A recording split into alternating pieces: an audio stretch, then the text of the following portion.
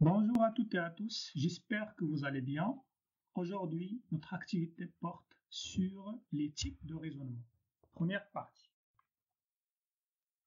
Alors, les objectifs de cette activité seront d'abord de définir ce que c'est qu'un raisonnement et puis de reconnaître les différents types de raisonnement. Alors, commençons par la définition de raisonnement. Qu'est-ce qu'un raisonnement? Alors, le raisonnement est un processus cognitif permettant de poser un problème de manière réfléchie en vue d'obtenir un ou plusieurs résultats. L'objectif d'un raisonnement est de mieux cerner un fait ou d'en vérifier la réalité en faisant appel alternativement à différentes lois et à des expériences. Autrement dit, le raisonnement, c'est une opération mentale. C'est une opération mentale qui permet de réfléchir sur des problèmes afin d'aboutir à des résultats, afin d'obtenir des objectifs déjà prédéfinis, et bien sûr en se basant sur différentes lois et aussi des expériences. Bien. Alors, quels sont les différents types de raisonnement? Vous avez le raisonnement inductif, le raisonnement déductif, le raisonnement par analogie, le raisonnement dialectique, le raisonnement critique, concessif, par l'absurde. Alors, dans cette activité, on va s'intéresser aux trois premiers raisonnements, à savoir le raisonnement inductif, le raisonnement déductif et puis le raisonnement par analogie. Alors, réfléchissons ensemble sur l'exemple premier que vous avez ici.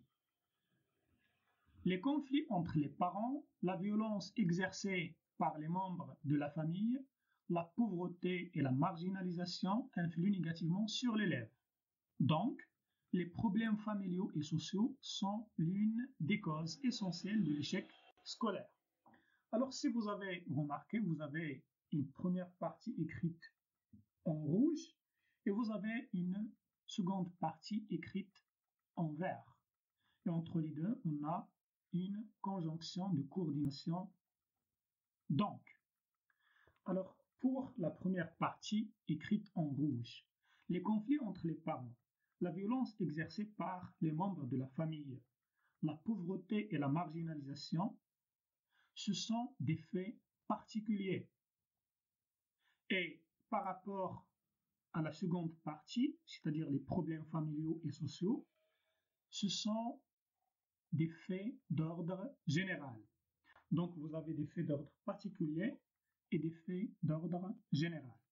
Le rapport entre les deux, c'est que les premiers, c'est-à-dire les faits d'ordre particulier, font partie, c'est-à-dire ils sont intégrés dans ces faits d'ordre général. On peut comprendre que les conflits entre les parents et la violence exercée par les membres de la famille, c'est un problème ou bien ce sont des problèmes familiaux.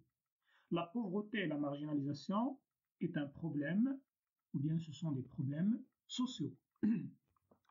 Bien. Alors, quand on est parti de ce qui est particulier pour arriver à ce qui est d'ordre général, on parle ici de de raisonnement inductif.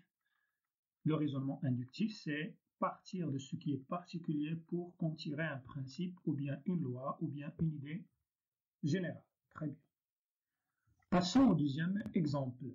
Cette montre est suisse. Or, les montres suisses sont de bonne qualité. Donc, cette montre est de bonne qualité. Dans cet exemple, on est parti de ce qui est d'ordre général. Si vous l'avez remarqué, les montres suisses sont de bonne qualité. Là, c'est une idée générale que tout le monde peut-être a dans son esprit. C'est très connu. Bien. Et puisqu'on a déjà une première partie, ou bien une première donnée qui est celle de cette montre est suisse, on a conclu que cette montre est de bonne qualité.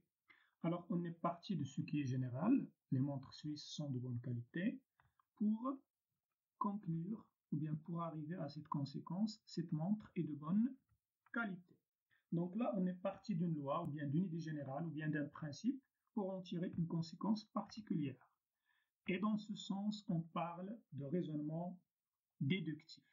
Le raisonnement déductif, c'est l'inverse de raisonnement inductif. Passons maintenant au troisième exemple. Les personnes qui croient encore à la peine de mort aujourd'hui ressemblent à celles qui étaient encore favorables à l'esclavage au début du XXe siècle. Alors, si vous avez remarqué, vous avez une ressemblance ou bien un rapprochement entre deux catégories de personnes. Les personnes qui croient encore à la peine de mort aujourd'hui et les personnes qui étaient encore favorables à l'esclavage au début du XXe siècle. Alors, on a rapproché ces deux catégories de personnes comment? En employant l'outil ressemble à, le verbe ressembler plus la préposition à. C'est pour, voilà, rapprocher ou bien pour appuyer sur des aspects de similitude ou bien de ressemblance entre les deux. Donc on peut dire qu'on a établi un rapport de ressemblance entre deux univers ou bien deux choses. Dans ce sens, on parle de raisonnement par analogie. Alors, récapituler pour retenir, vous avez ici un tableau qui récapitule ce qu'on a expliqué. Vous avez les trois types de raisonnement et vous avez la définition. Alors pour le raisonnement inductif, il consiste à partir de l'observation d'un fait ou bien d'un cas particulier pour en tirer une règle ou bien une loi générale ou bien un principe. Et vous avez un autre exemple ici. Le récit policier part de la collecte d'indices à partir desquels on remonte jusqu'à l'identification du coupable. Dans le travail des policiers, on essaie de collecter les informations et les détails pour essayer de conclure ou bien d'aboutir à une conclusion qui est d'ordre général, c'est-à-dire pour identifier le coupable. Donc là, on a fait un raisonnement à partir de l'induction. Puis le raisonnement déductif. Il consiste à partir d'une loi générale, d'un principe reconnu pour en tirer une conséquence particulière. C'est tout à fait l'inverse de raisonnement inductif.